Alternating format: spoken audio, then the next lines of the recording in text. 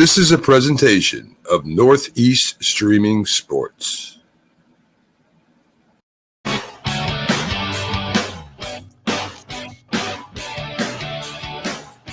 Good morning, everybody. This is Keith Engel. You're watching Start It Up on NorthEast Streaming Sports right here live on Roku and YouTube this morning. And I welcome in my co-host again, Jamie Paggs, a Philly sports guy. How are you, Jamie? Good morning. Wonderful Thursday here. Only going to be, I think the heat index may only get to 107. How is it there in Philly? 105. So we have a cold front coming through. You do? I think you should probably bundle up today. I don't want you to see it catch cold. Yeah, 105 degrees is definitely a little on the nippy side for me. I've had enough of this, man. I'll tell you. I think this is why I don't live in Texas. Prairies. Good grief! Give me a cool day here and there where I can open a window. About you could be in the opposite direction. You could be in Kentucky right now. That are prayers going out to them. Obviously, they're still dealing with some of the aftermath of the floods that have come through. It is a good point. Living here in the Northeast, and I fall into the same trap as a lot of people. We complain about some snow. We complain about some, a few weeks of humidity. But the earth doesn't shake that often, and we don't get hurricanes, but for, twice in a lifetime, and floods, we don't get as bad as a lot. Yeah, but when you get them, you get them. Well, that's true. That is true. So yeah, it's not like a level 1 hurricane that comes through when they come through. It's like level 4. We get serious ones, and then we get flooding all the way upstate here, and it can be. It's been a while now, but I guess 10 or 15 years ago, we had a really, really bad, a couple really bad ones come back to back. Right. So, we have to worry more about the nor'easters. Correct. Whether it's winter or summer, they can be devastating. So anyway, there's your weather report from Started Up. I know you guys look forward to that every morning, so there you go. Well, the world of sports kind of got back on its axis yesterday with just games, pretty much. Maybe a few other stories, but we'll have a report on some of how the new acquisitions did yesterday in their games as well. And we'll get through that and talk some other sports as well, even this morning. So let's get right to the scoreboard. Yesterday, the Rays beat the Blue Jays 5-3. This is going to be an interesting race. You still got 7 teams in that wild card race in the American League. If you count the Red Sox, they're only 3 games back, but we're not sure what the Red Sox are doing. This game, these will be 2 of the teams that will be in this race right through, I think. And the Rays get the upper hand yesterday, 3-2. Your Phillies get a 3-1 victory over the Braves again. Holding their own with the Braves. Zach Wheeler getting his 10th win. Castellanos hitting a home run. Big one. Eighth inning. It was definitely a pitcher's duel up until that. And, what a difference. This is where replay actually came in handy because JT Realmuto was called out on a double play. They appealed. He actually won the appeal. The next pitch, home run. It's funny. I hate replay until it helps my team, I guess. Then it's not so bad. But as a rule, I'm not a big fan. Also, David Robertson gets the save in this game. Yes. Which I'm sure Philly fans and David Robertson were happy to see because, as we talked about, he didn't produce. Did he produce anything his first time around? Did he even 6.2 innings? Yeah, there you go. So he's well on his way to breaking that record this year. So. He's already 18% of the amount he's already pitched the year before. And your new center fielder, how did he make out yesterday? He's not until today. He's starting today? Okay, good. Well, listen, the Phillies now alone in that last wild card spot in the National League, so good for them. Probably only 4 teams realistically in that race anymore with the Marlins continuing to lose. Any other insight on this Phillies-Braves game? Again, I think the Phillies have really done a great job of holding their own against the Braves for sure. Well, I think it was a good comeback win because they were down 1-0 in this, and they also obviously getting beaten 13-1 yesterday. So there was a lot that went into this. Wheeler pitching great. Yeah, actually went 7 innings. He really only threw one bad pitch and of course that got knocked out of the park. But short of that, I mean, can't fault him for one bad pitch. One bad pitch in a game sometimes can get hidden, other times it can't. This one got knocked out, but look at Castellanos coming up big. Yeah. Maybe this gets him off of this snide. 7 big weeks could be huge. If you get a big 7 weeks out of Castellano, obviously, because the Phillies, even revamped here, still need to score some runs here to win a lot of nights. So they need his bat. And Wheeler, Cy Young candidate? No, I don't No? think so. Candidate, but I think he's like 4th or 5th in the voting. If he gets chosen even that much, it depends on how he comes in the rest of the season and how the people that are above him do towards the end of the season. I think he's been pitching well, but I don't look at him well enough. I feel like there's too many other pitchers that have been pitching too well. I look at the guy from the Dodgers who's, I think he's got an 11-0 record.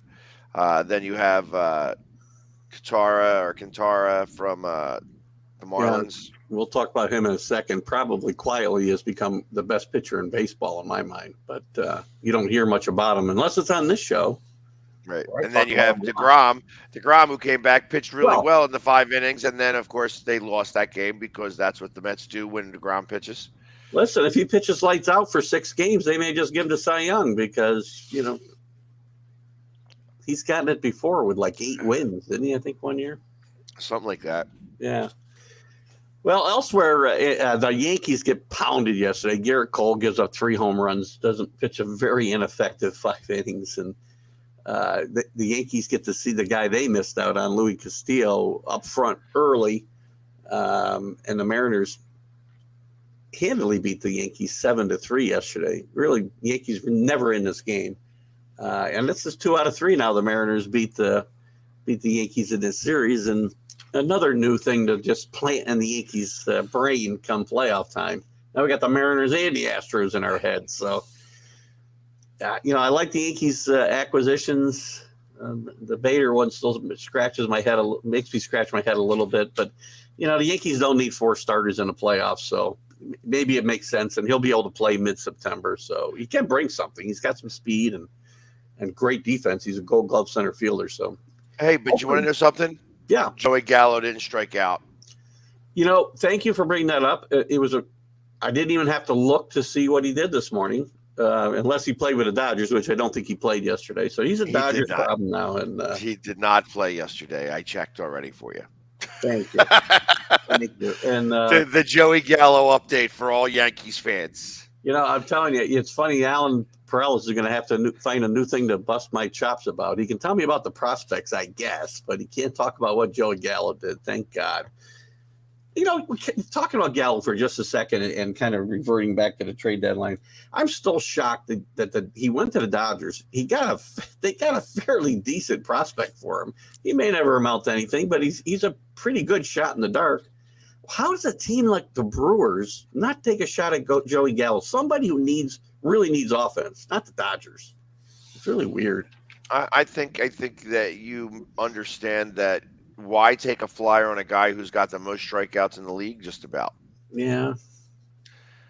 Actually, and I know that Schwarber owns that, with the most strikeouts in the league. But literally, it's like I don't know that if you're the Brewers, and they said that the prospect that the Yankees got is only going to get traded next year. It's possible. Yes, it's very possible. Yeah, the Yankees don't. The Yankees have a farm system, but they don't bring anybody up in them. Well, the 2 top kids, Volpe and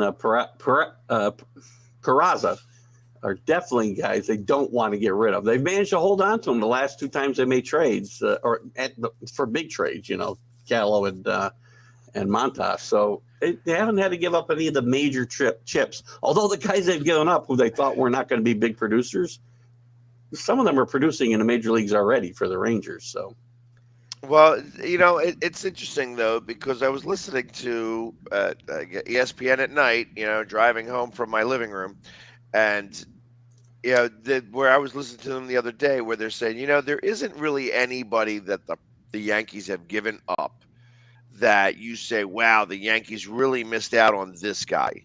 Yeah. That there may be some that are in the major leagues, but none that are like, wow, this was the one that got away from the Yankees. Recently, you're talking about, because there's been a couple. Jay Buhner comes to mind. They traded him for Phelps. I can't remember his first name back in the 90s. He had a pretty good career with the Mariners, so he's one that really leaps to mind, though. Right, so. But now you're talking about the 90s. Yeah. 30 years ago. I talk about those times a lot. That was back in the time when Sgt. Pepper had a Lonely Hearts Club band. Not quite. You're close. I had my own Lonely Hearts Club band in the 90s. So. Back to the scoreboard, the Guardians, one of the most inactive teams, and surprisingly enough at the deadline, they do win 7-4 over the Diamondbacks. Another team going nowhere who did nothing. Shane Bieber, Justin's brother, gets the win in this game. He's now 6-6 for the Guardians. The Guardians are alive in this race, and just, they don't make any moves really of consequence. The one they make is within their division, even. That's what's even weirder. I don't know. We'll see what happens there. Speaking of that division, the Twins get immediate benefits out of their new closer, Jorge Lopez gets his first save. Pitched lights out with the Orioles before he came over. So they get immediate dividends. Beat the Twins 4-1 yesterday. Ryan gets his 8th win for the Twins. Twins, I think, really did a great job remaking that pitching staff, and they might find some consistency if they can get help from Mall in the starting rotation and continue to get back-end production out of Lopez. Twins. Yeah, I wonder how much control they have. Is this just? Are they all mostly rentals? Lopez, I think, might have a year left of control. I believe. I'm not positive. And Mall, I think, is a free agent. Yeah. So I feel like that's part of that they are taking more of a shot to try to get closer to Houston and the Yankees. Yeah. And they'll lose to the Yankees in the first round of playoffs because they do every time they make the playoffs. So, well, they're going to probably have to go up against a wild card team. Well, true. So they will have to play somebody else in the first round for a change rather than the Yankees. Right. It just feels like every time the Twins make the playoffs, I see them in a one-game playoff, which I know is gone with the Yankees, and they say goodbye. The Orioles, who were very active, and at the same time planning to try to stay in this race and are a game and a half out of the wild card now. They keep winning. They won their third in a row. Again, 6-3 over the Rangers. They swept the series from the Rangers for the first time in their history, 6-0. It's going to be an interesting race for that wild card, and the Orioles are not going away. Did you say 6-0 or 6-3? I'm sorry that the score of the game was 6-3. They swept the series 6-0. Wow. Yeah. First time ever they beat the Rangers 6 straight.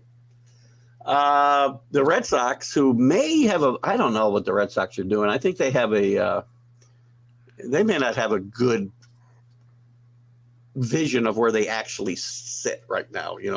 I think they need some self-reflection because they really didn't make any moves other than bringing in Hosner, who's not going to help them a lot. And one other move that is escaping me at the moment, but they lose to the Astros, who Trey Mancini, we just talked about from the Baltimore Orioles, went to the Astros. He homers in his first start for the Astros, and they beat the Red Sox 6-1. I never say this guy's name right either. Urquidy gets his 10th win for the Astros yesterday. That team is just loaded with pitching up and down. They trade pitchers, and they still got pitchers coming out of their butt. Yep, that was the team that Ed Wade made. I mean, they got really stocked in their farm system with pitching. Yeah, he should have brought them with him back to the Phillies, I think. Would have been nice. Yes. And Rich Hill, by the way, speaking of guys who were around in the 90s, he gets the loss in this game. He was a couple years behind me in high school. The White Sox. The White Sox get to 2 games over 500, which has been like their high water mark of the year this year. They win over the Royals 4-1. Lance Lynn gets a win. That's kind of newsworthy in itself, as he's had a really tough year. Only 2-4, ERA close to 6. And Hendricks gets his 21st save here. And Jose Abreu goes deep for the White Sox. White Sox this is panic mode for me if I'm a White Sox fan. Again, not a lot of activity at the trade deadline. And if they don't get to the playoffs and do some damage, I feel they break this team up. So where else are we going here? Oh, the Mets. The Mets with Vogelbach with a grand slam last night. Pete Alonso goes deep as well. They hammer the New Look Nationals 9-5. New Look Nationals. Chris Bassett gets the win here. And Anibal Sanchez, a lot of old timers pitching last night. He gets the loss. Not a good season for him. No wins, ERA over 7.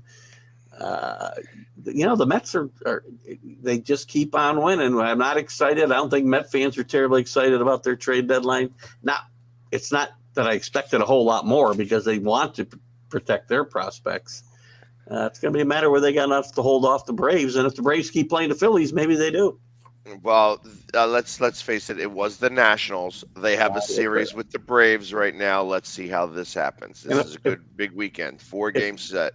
If I'm not mistaken, your Phillies have the most games left with the Nationals. I think they have 11 games left. That the rest is correct. of them around 6 or 7 or whatever. So that's an edge for the Phillies going down the stretch. Yeah, I want to say that they have like the 3rd easiest schedule left in Major League Baseball right now. The Phillies. Yeah.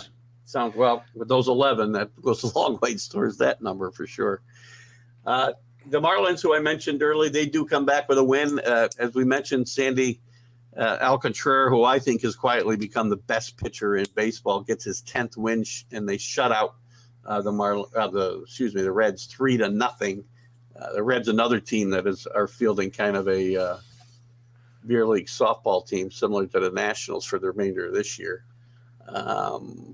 But did very well, I think, to set themselves up potentially for the future if these guys come through that they picked up. But the Marlins really, I think, now are outside that race. They've fallen, I believe, 8 games out of the wild card. I don't think they realistically can think they're going to get back in this race. But you don't know. That pitching gets hot. It stays hot. Score a few runs. Who knows? The Pirates 8-7 over the Brewers. Brian Reynolds leads off with a homer in the 9th to win this game. Devin Williams, who's the new closer on this team, gets the loss. Maybe they missed Josh Hader already. Had an interesting conversation, and maybe I want to get your take a little bit. I still think Hader is one of the premier relievers in baseball. His numbers aren't really good because his ERA is around 5, but that was basically because of 2 games just before the All-Star game. His ERA was 2 or just a bit below before that. So I'm not so sure the Brewers went the right direction in trading Hader and in trading him and not getting offense back. I think is a little shaky, and maybe they're putting too much faith in Williams to pick up the slack here. I don't know enough about the pitching from the Brewers. I feel that I felt that the moves that the Cardinals made were not wild card moves, that they were going after the Brewers, and that the Brewers are going to be on the outside looking in here very soon.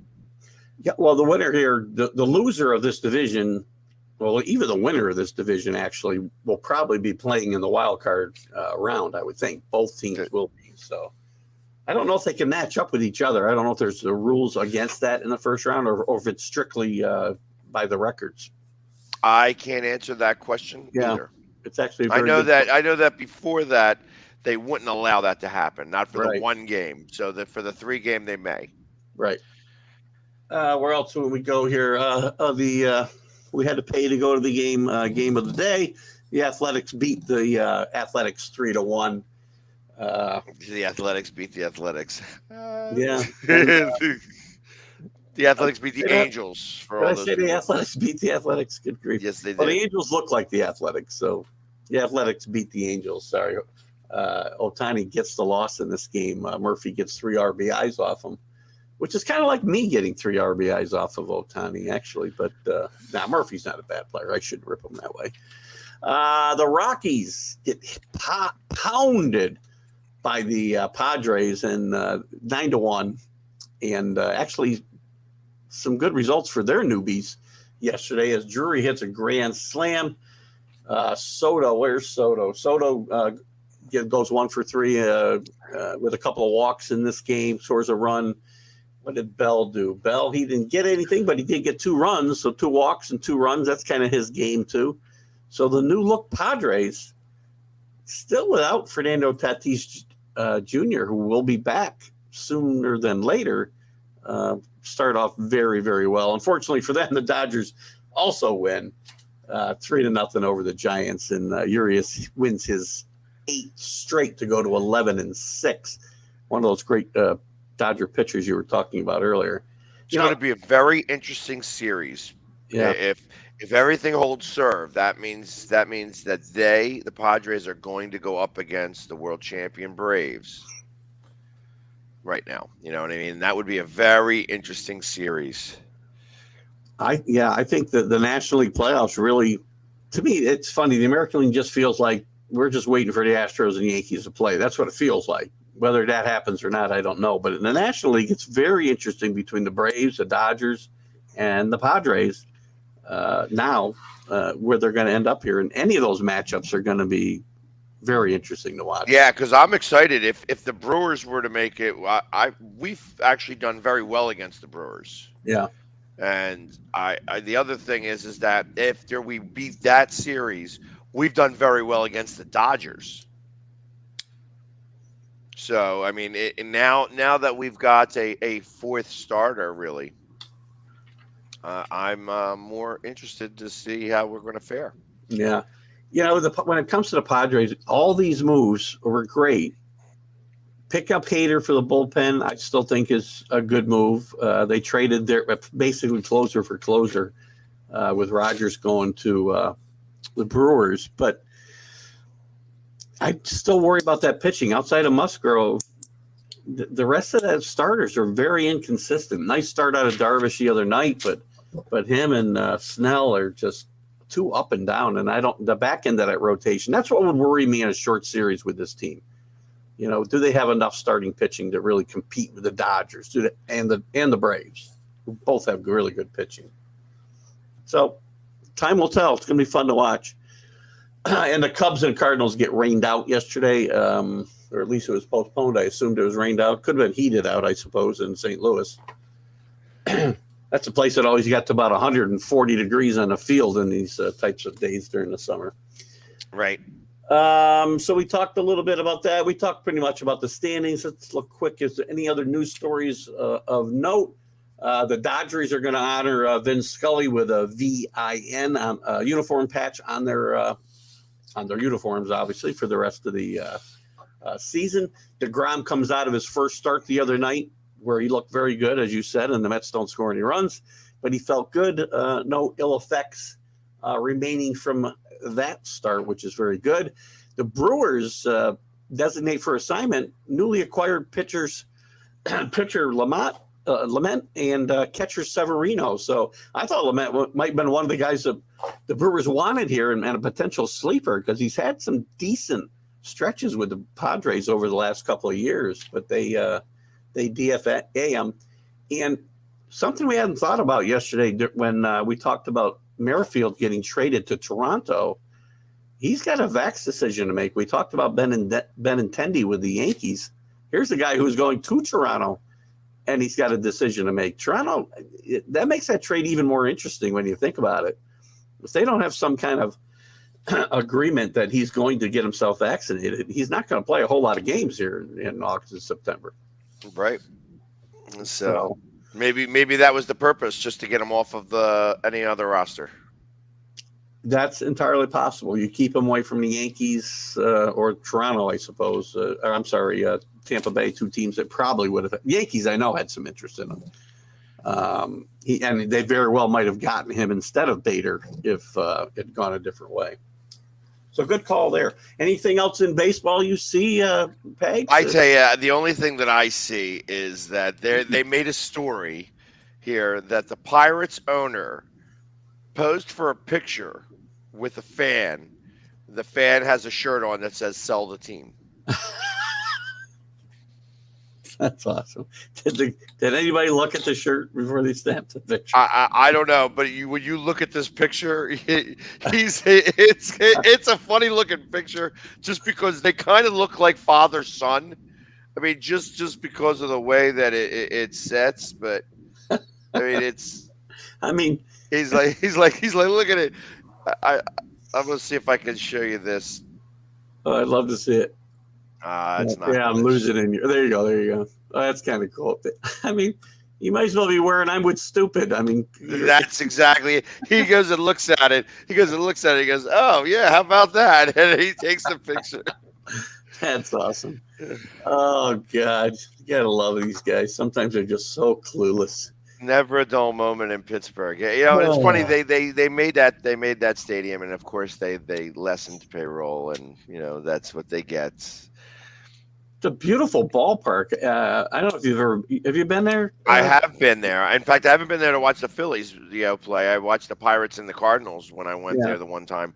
It is a gorgeous ballpark, and it's got a nice backdrop. It's in a good area, and it amazes me. Like I feel like that the ownership there, if they spent a little bit of money, they would actually get some of the people to go out to those games because in Pittsburgh, there's not much else to do in the summer. Yeah. It is too bad. I feel bad for Pirates fans because this is a team with a pretty rich history in baseball, and it's really sad what it's turned into. And there's never anything on the horizon to make it better. So right. So it'd be interesting. Maybe he could sell the Pirates and buy the Flyers.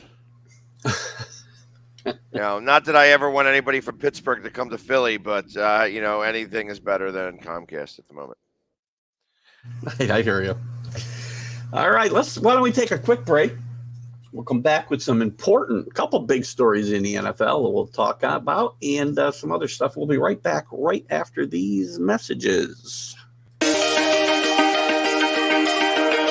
The Hometown Foundation is excited to bring back the Dream Ride experience, August 26th to the 28th at Connecticut's Farmington Polo Club. Join us in celebrating the accomplishments of our Dream Riders while enjoying live music, a car and motorcycle show, family fun zone, pet adoptions, canine demonstrations, the Fireman's Chili Cook-Off, and much, much more.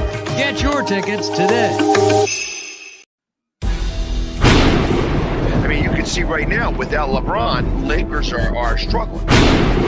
Let me tell you about a team I hate, all right? I know the Dallas Cowboy fan is here, so I had to make sure he knew how much I hate this team. I'm ready. I've often said that the people who run baseball, they try very hard to ruin it. I'm from Brooklyn. I don't have a problem saying it to his face. Oh, I'm from Brooklyn. Hey, get any...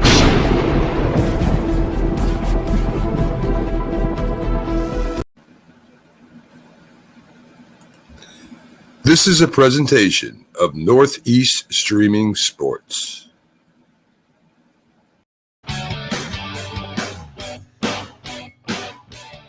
So welcome back, everybody, to the second half of Started Up here this morning on NorthEast Streaming Sports, live on Roku.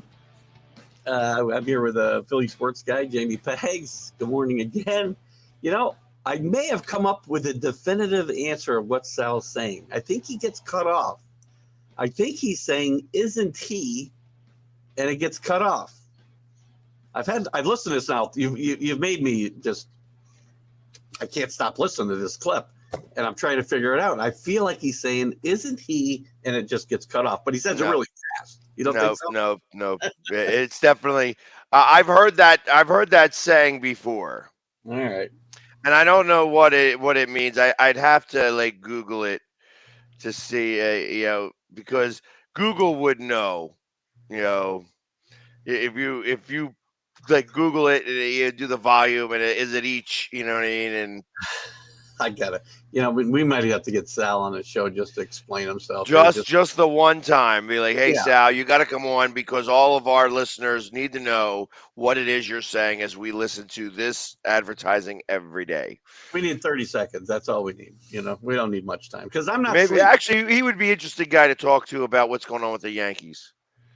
Good point. Good point. Maybe we should do that. And he would also probably save my life because my life is being shortened every day by trying to figure this thing out. So, because that's the way I am. Right. A little bit compulsive when it comes to these things. So, Pegs, we got some news in the NFL. Why don't you get us up to speed on what's going on there?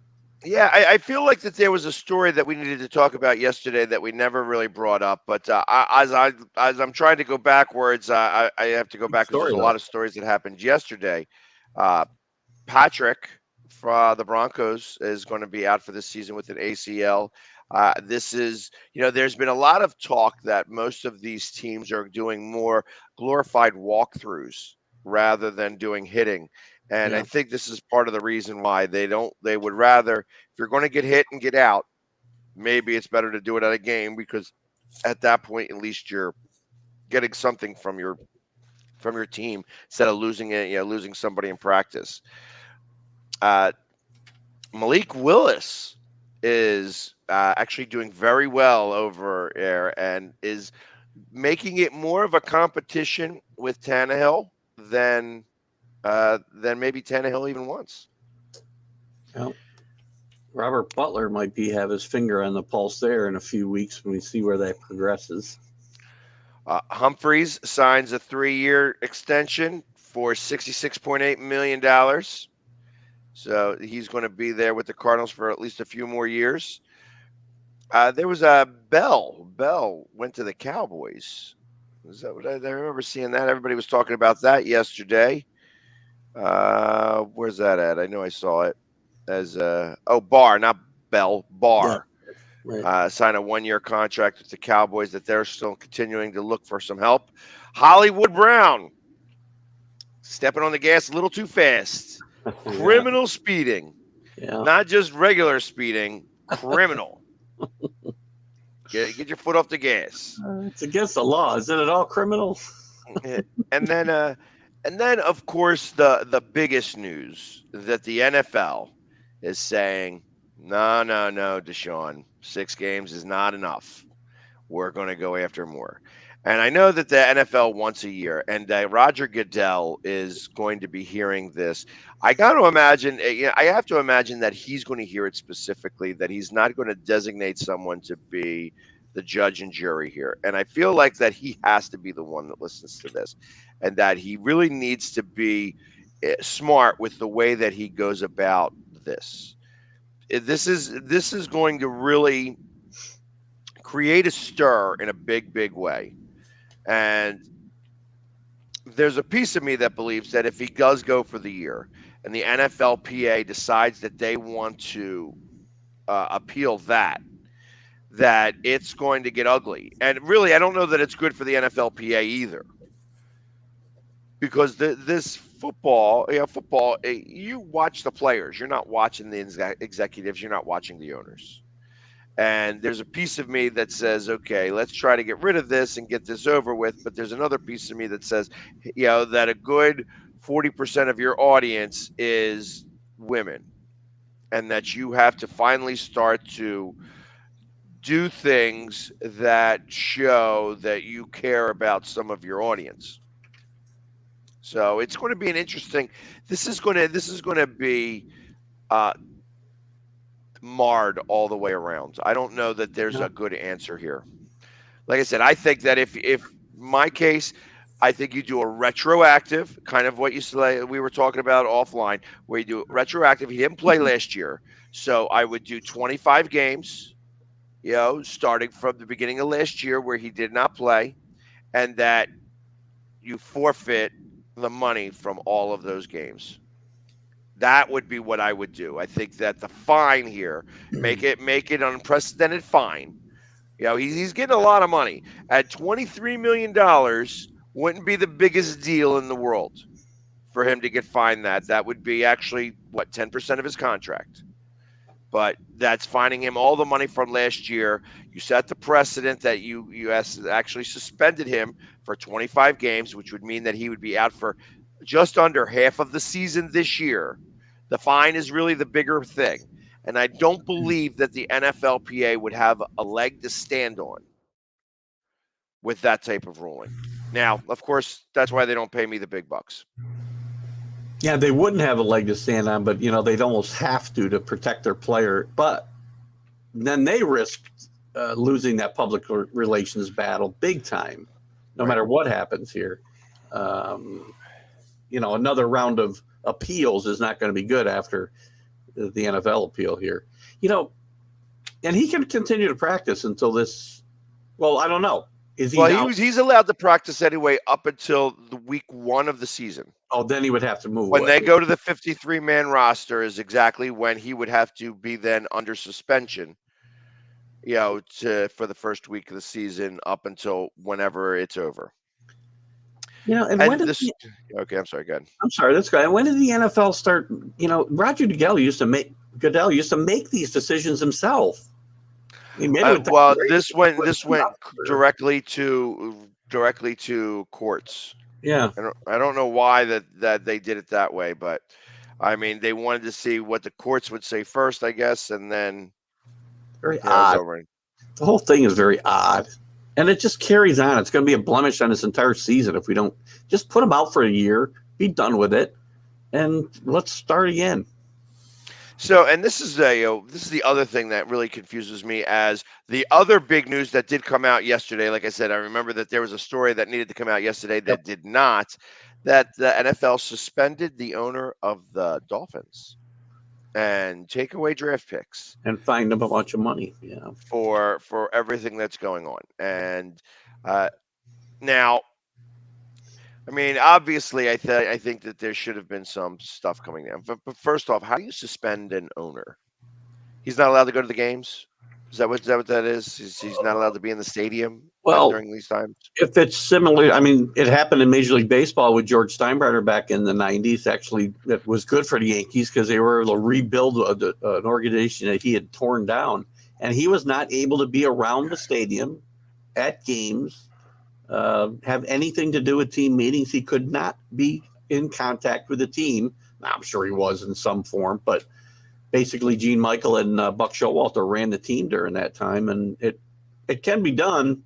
Whether they keep their nose out is a different story. And by the way, the Dolphins would be better if he did keep his nose out. So, well, I mean, I think that this has more to do with hey, they wanted us losing games. And they were, this is the Brian Flores, we are, you want me to lose games and blah, blah, blah. Like, I feel like that's where this all came from more than what happened with Brady. Yeah, this is that's a really bad look for the NFL and the Dolphins. Anytime you're saying, tanking is a very delicate subject anyway. Right. Which I have a plan that can get rid of it, which I've talked about a lot. And, you just give the first pick to the team that was the first one that missed the playoffs.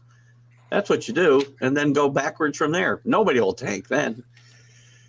Anyway, you cannot go to your coach and say, "I want you to lose games." I'm sure it happens, and any coach who says, "Yep, I'm on board with that," I would want out anyway.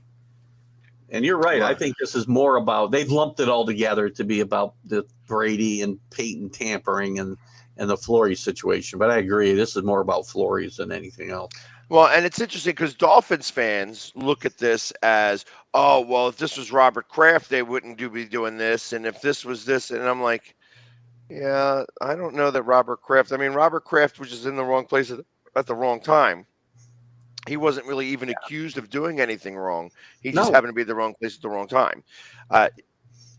This guy actually has been in the news quietly, hey, the coach says he wants me to lose and I'm not going to lose, and hey, we wanted to get Brady, but we were trying to trade for the rights to Brady, and Arians was like, no, you're not getting Brady. This is just business, so imagine if Arians gave up the rights to Brady and what we would be looking at. Oh my gosh. Brady would be the owner of the Dolphins, or a partial owner of the Dolphins, literally. And, Tampa would have been like, what happened here? You know what I mean? Literally, what happens? Ross also set off, this whole thing with Flores. He also set off a chain reaction, because by him firing him, and then this whole debacle that happened during his interview process with certain teams set off another lawsuit against the NFL, which I'm sure they're not happy about. It's a different story, but it would never have happened if he doesn't fire his coach. I think Stephen Ross made an idiotic move firing Brian Flores anyway. He had the team on the right path. He wasn't a big fan of Tua, and he chose the quarterback over his coach, and I do think he'll rue that decision for a while. Yeah, it's funny because there was something that I just read that said, I feel that the Tua is saying, I feel that the team is 100% behind me. I think the team's all in with me. Let's see what happens after they lose a couple games and he, throws a couple of pick sixes or whatever. Oh, yeah. All you got to do is not get the ball to Tyreek Hill enough, and all of a sudden Tyreek Hill is going to be the one that's crying, I want Mahomes, I want to hear Tyreek's sound bites after a month of playing with Tua, not a week after, catching some balls in shorts from him. So. It's going to be interesting. So, here was the one thing that I thought about this in the whole mix. Obviously, the thought was, and the report came out that they were trying to get Brady, and they were going to give him stock options in the team rather than actually give him pay, which I thought was, all right. Brady's got enough money. Between him and his wife, they got enough money. What would be to happen if he was to buy a controlling stock or any interest in the Dolphins? How much of a conflict of interest could that possibly be?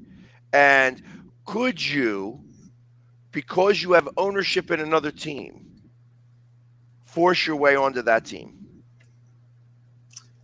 It's an excellent question. I gotta believe that there's something in the NFL bylaws or the player association agreement with the NFL that prohibits stuff like that, but I just don't know. It's interesting.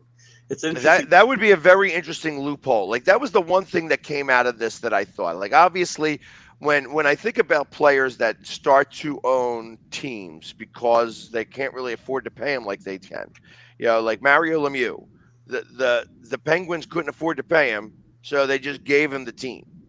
For the most part. Obviously the owner still had some interest in it, but they're like, all right, Mario, it's your team now because we can't pay you. And that this would kind of fall like that. Brady is the anomaly in general. Obviously there's not many players who have upwards of close to $1 billion. And I understand that half of that, or most of that $1 billion, is hers, not his. More than half. Yes. More than half. Right. But ultimately, like, that's still their money.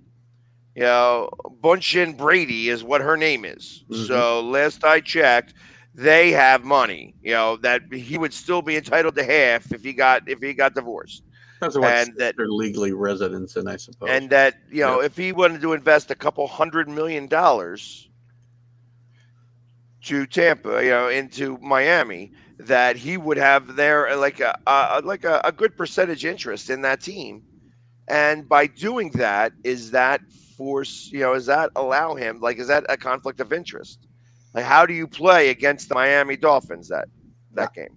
To me, that's a huge conflict myself. So it's pretty obvious that it's a conflict. I don't think the NFL could ever let it happen. But you know what? With the money these guys make today, it's probably a matter of time before it does come. Well, that's what I'm saying. I don't know that there's ever been a thought process on this rule. So that rule may not exist. Yeah, it's possible. We're assuming that it exists, that maybe Brady should have thought about it like that and says, hey, you know what? I'm just going to buy into the Dolphins. And if they can, and they're not going to trade my rights, well, then I'm just going to, just own the Dolphins. And now what? Like, I'm an owner. I'm going to be on the practice field with the Dolphins. You know what I mean? And maybe get them all ready. Practice with Tua. And you know what I mean? All of those things would have been legal. Weird situation. It is. It makes you think. And now that they have this type of money, now that players are going to be making this type of money. Like, can you imagine if you know Dak Prescott says, you know what, I want to own a portion of the Cowboys. You know what I mean? Obviously, Jerry's not going to do that because Jerry has enough money to be able to handle all that situation. But but anybody could do that right now. Anybody could do that. You have enough money to get controlling interest in another team. See, these players are getting $250 million, 300, $450 million with we're approaching $500 million pretty soon. Right. Sure. So, I mean, it's only a matter of time before somebody gets $500 million. Yeah. And, we already know that Mahomes owns half of the Royals. He's like, all right, I'm going to invest in this team and I'm going to invest in this team. Hey, I'm hoping I'm going to make a plea. I'm going to write a letter to Mahomes. Hopefully he can buy the Flyers. That's a lot of you're generating a lot of potential buyers for the Flyers. Hey, listen, I can get a whole bunch of people with a lot of money that buy the Flyers. I'll run the team if you need me to. Like I said, I just want to be the guy who starts collecting the people to run the organization. I want to delegate. I don't want to. I just want to be the face and delegate. I'm smart enough to know that I don't know what I don't know, and that I want people that do know how to run an organization helping. Well, let's see how that works out. I think you ought to start that process of recruiting new ownership and start. I tried to with the I bought one of those lottery tickets, but I wasn't from Illinois, so. That's a pretty good business plan as a rule. I'm surprised it didn't work out for you. But. Yeah, I tell you, you know what? Out of the $1.3 billion, when they take all the money at once, it comes out to $463 million. You know what? I tell them to keep their goddamn money after taking that much taxes. Well, I mean, it's so ridiculous. First off, you don't get the full billion because you don't take the 30-year annuity, and then they take half of it in taxes. Yeah, it's like the only entity that won was the U.S. government. Yeah, that's like 2/3 of it. That's not half. That's like 2/3. Well, you only get $700 million.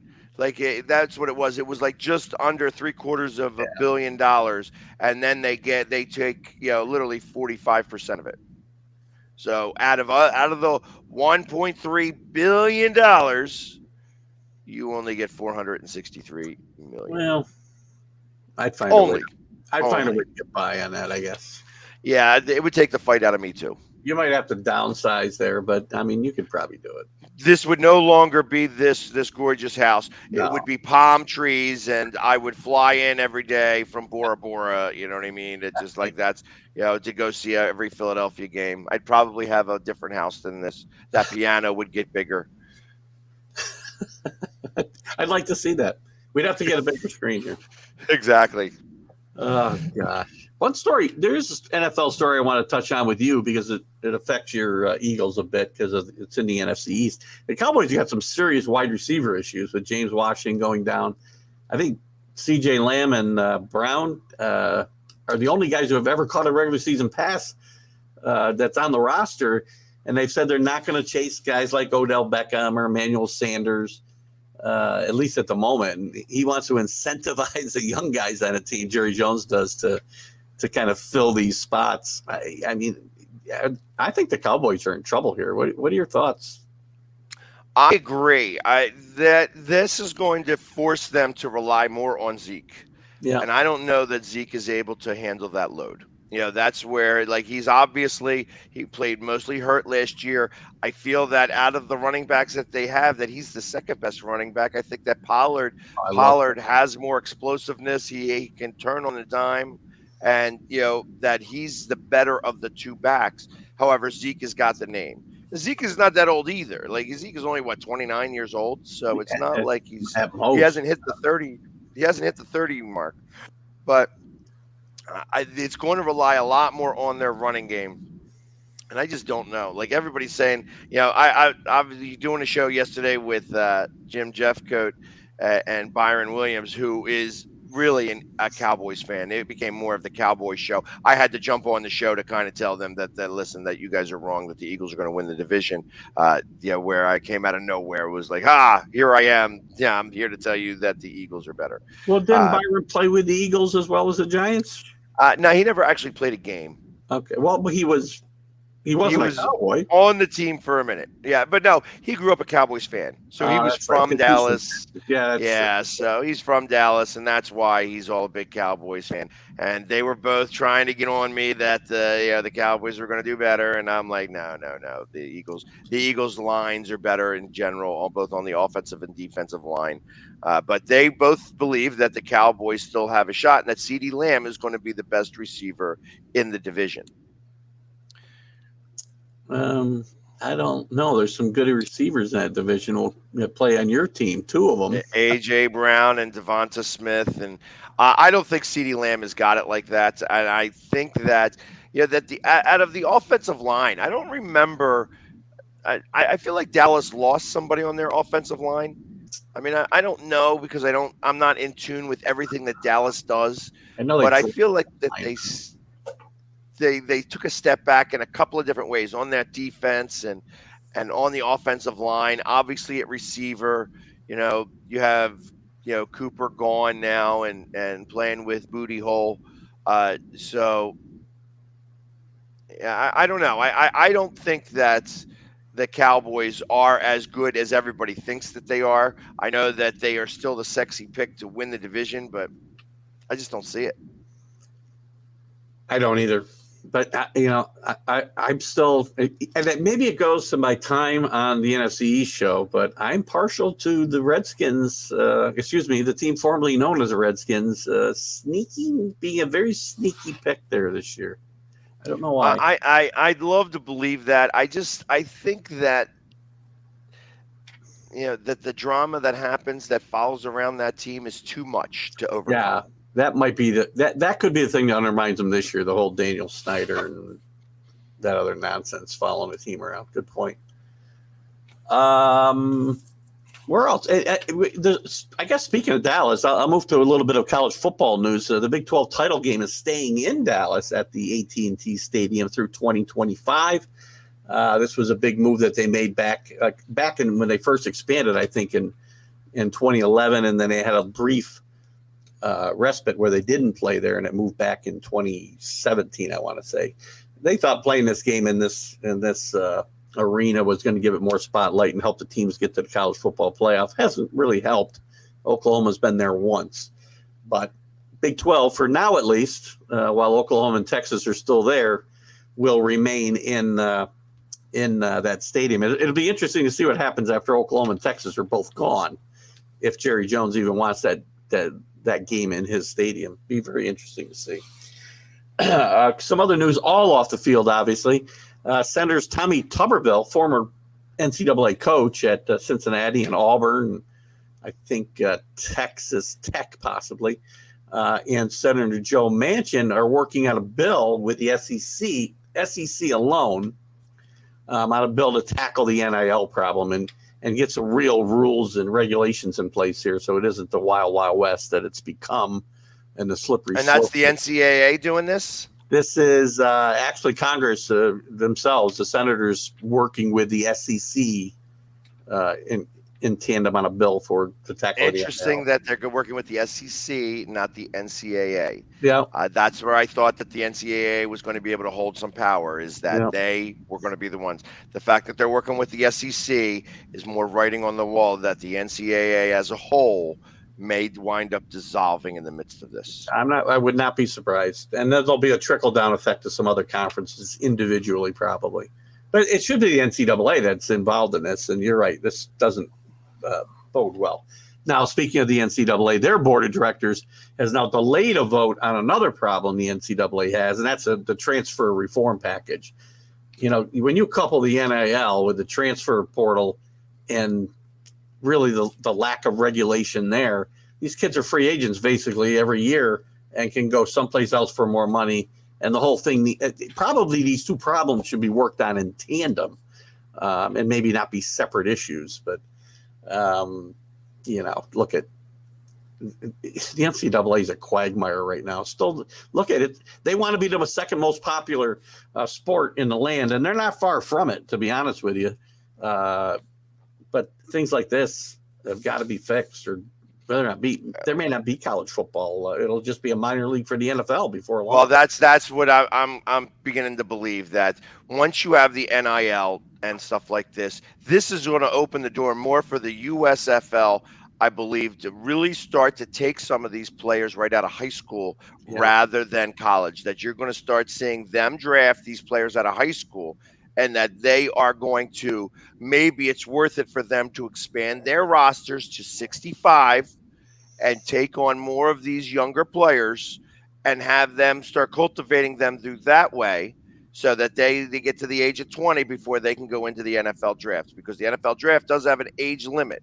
You have to at least be a certain age before you can get drafted. So that's where I feel that instead of going to, that's where the NIL money could wind up. Some of that NIL money is going to wind up in salaries in the USFL. Interesting. That's an interesting take. And there are no requirements there, I guess, for high schoolers. They can go straight there. They could go straight there. That this is going to become similar to like a G League in basketball. And can the XFL, I mean, we saw the XFL sitting out here, the new XFL with The Rock putting it together. I don't know where that stands. I mean, is this going to be a competitor as well? Well, I think that's going to be, the opposite. You're going to have the USFL, the XFL, like you have arena football and such like that. Yeah. I mean, the USFL did find, I think that they've had now at this point 25 players signed to the NFL, to NFL teams. So obviously it worked. This is now a feeder league to the NFL, and that it's going to continue. That even though they had unique ways of doing this, playing all in one stadium or two stadiums in Birmingham, and doing this, I think that model worked. Yeah. And you could have everybody play in the bubble. Now, I think that's what you've learned with COVID, that you could have people play in the bubble, and that you could call a team whatever, say that it's from this area, and some of that area get behind them. That's what they wanted to see. Obviously, they couldn't get fans into the stands as well as they would have liked to, but they didn't need to because they had the television. Something to keep our eye on. The NFL had a big financial investment in the European League at one point, as we know too, and they may go that direction here. Who knows? So interesting thing to keep our eye on. What else you got for us, Pags? Any soccer or MMA? There was, for MMA, the only story that was really worth mentioning to me was that Roadhouse is being remade, and McGregor is going to be in that remake. It doesn't know that I can't imagine that he's going to be anything. He's not going to be Patrick Swayze in this. He'd be like, who the F is this? You know what I mean? Like, it's just, I can imagine he's got to play the Sam Elliott role or something. It can't be maybe I don't know. I don't even see him as Sam Elliott in that. That's really, that would be blasphemous. By the way, Sam Elliott is like the coolest guy in movies. So. Exactly, and he is not. He is not. The MLS did have a couple of games. Actually, we missed some scores yesterday because we were talking about baseball all day long. So I'll go over that yesterday and today. The Red Bulls, New York Red Bulls, lost to Colorado 5-4 in what happened to be a very big shootout in soccer. You don't see 9 goals ever happen really very much. Seattle beat FC Dallas 1-0. Those were yesterday's scores, or 2 days ago scores. Yesterday's scores: Charlotte FC beat DC United 3-0. Columbus loses to CF Montreal 2-1. Portland and Nashville go to a 1-score draw, and Inter Miami, who is Beckham's team, lost or beat San Jose 1-0. Interesting. In the time we have left, real quickly, I'll throw out a couple WNBA scores to catch people up. The Dream beat the Fever 91-81 yesterday. The Liberty trying to right the ship there with only about 12 games maybe left in the regular season. They beat the Sparks 64-61. And the Storm beat the Lynx 89-77. And this, I'm starting to get a little more interest here. I've watched a couple games even since we started reporting on these games, so it's kind of interesting to watch. And another quick one. Tiger Woods was offered $750 million to go to the LIV and turn it down. Yeah, I talked about it a little bit the other day when you came in late, and they'd offered him $500 million previously. They've upped his offer, and you know what? Tiger wants to win major championships if he's going to win anything, and he can't do it if he goes there. That's what he's got money, just like we talked about Tom Brady. Doesn't need the money, right? So good for him. I got a couple other golf stories which we'll keep till tomorrow, so we'll do it then. Thanks for tuning in this morning. We hope you all have a great Thursday, and stay cool wherever you are in this country because it's on fire. Thanks, Pags, for your time today. You guys have a great day. Keith Engel for Started Up on Northeast Streaming Sports.